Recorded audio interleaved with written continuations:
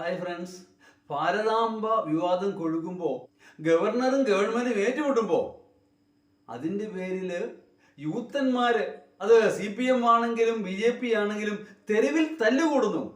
അതാണ് എനിക്ക് മനസ്സിലാവാത്തത്. പോലീസിന് വല്ല നോട്ടമുണ്ടോ? ലാത്തി ചാർജ് വന്നു കഴിഞ്ഞാൽ പിന്നെ BJP എന്നോ CPM നോട്ടമുണ്ടോ? എടുത്തിട്ട് ചവിട്ടും. വല്ലതും പറ്റി ആർക്ക് പോയി? അവരുടെ മാതാപിതാക്കൾ പോയി, അവരുടെ കാരണവന്മാർക്ക് പോയി. അത്ര തന്നെ. പാർട്ടിക്കാർ കൈ കഴുകും, വല്ല ആസനം കൊണ്ട് ഇടിച്ചു, അത്രേ ഉള്ളൂ. ഇതൊക്കെ ബാലിശമായ കാര്യങ്ങളാണ്. കാരണം നമുക്കറിയാം, ഭാരതാംബ എന്ന് പറയുന്നത് BJP സങ്കല്പമൊന്നുമല്ല. അമ്മ എന്ന സങ്കല്പം വളരെ മഹത്തരമായ സങ്കല്പമാണ്. അതുകൊണ്ട് പറയുന്നു, അത്രേ ഉള്ളൂ. അതൊരു കവി സങ്കല്പമാണ്, സുന്ദരമായൊരു സങ്കല്പം. പക്ഷെ CPM-ന്റെ പ്രശ്നം എന്ന് പറയുന്നത് ഗവർണർ കൊണ്ടുവരുന്ന ഭാരതാംബയ്ക്ക് കാവിക്കൊടിയാ ഉള്ളത്. അതിനിപ്പോ എന്താ, അവര് വേറെ ഭാരതാംബയെ ഉണ്ടാക്കിയിട്ട് ചുവന്ന കൊടി പിടിപ്പിക്കട്ടെ, പ്രശ്നം തീർന്നില്ലേ?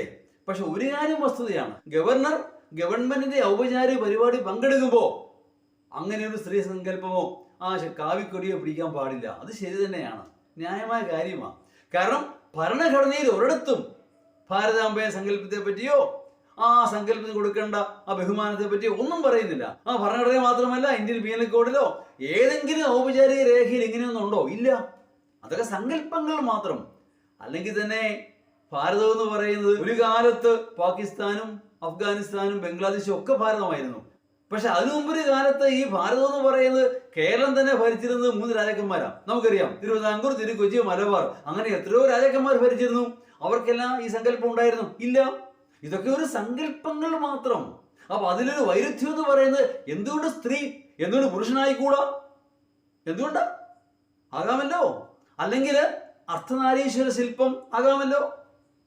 അതൊക്കെ ഓരോ സങ്കല്പങ്ങൾ മാത്രം, നമ്മൾ സങ്കല്പിക്കുന്നത് പോലെ. അതിന്റെ പേര് ബലം പിടിക്കേണ്ട കാര്യം ഗവർണർക്കുമില്ല, ഗവൺമെന്റിനുമില്ല. ഇഷ്ടം പോലെ ചെയ്യട്ടെ. പക്ഷേ ഗവൺമെന്റിന്റെ ഔപചാരിക പരിപാടികളിൽ ഇത്തരം യാതൊരു ശില്പങ്ങളോ ചിത്രങ്ങളോ പ്രദർശിപ്പിക്കാനോ ഒന്നും പാടില്ല തന്നെ. ഇവർക്കൊക്കെ നല്ല ബുദ്ധി കൊടുക്കട്ടെ എന്ന് നമുക്ക് പ്രാർത്ഥിക്കാം. അത്ര തന്നെ. Thank you.